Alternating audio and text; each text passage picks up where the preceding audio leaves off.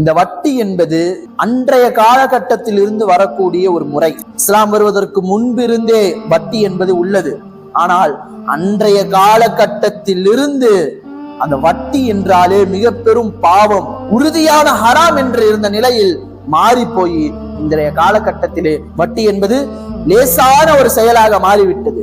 இஸ்ரேலினுடைய இந்த அளவிற்கு கோர தாண்டவத்தினுடைய ஆட்டம் நிகழ்வதற்கான காரணம், அவர்கள் வட்டி விட்டு பிழைத்தவர்கள். இஸ்ரவேலர்களுக்கு நாடை கொடுக்கும் பொழுது அந்த நாட்டை கைப்பற்றி அவர்கள் எப்படி இந்த அளவிற்கு செல்வாக்கு மிக்க ஒரு நாடாக இந்த உலகில் உள்ள அனைத்து நாடுகளையும் தன் கைக்குள் வைத்திருப்பதன் காரணம், அவர்கள் வட்டியை கொடுத்து பிழைத்தவர்களாக இருக்கிறார்கள் இஸ்ரவேலர்கள். அன்றைய காலகட்டத்தில் இருந்து இஸ்ரவேலர்கள் இந்த வட்டியில் மூழ்கி கிடந்தவர்களாக இருந்தார்கள். அதனால தான் 1400 வருஷத்துக்கு முன்னாடியே பெருமானார் ரசூலுல்லாஹி ஸல்லல்லாஹு அலைஹி வஸல்லம் அவர்களுக்கு அல்லாஹ் சொல்லிவிட்டார், வட்டி ஹராம் என்று சொல்லிவிட்டார்.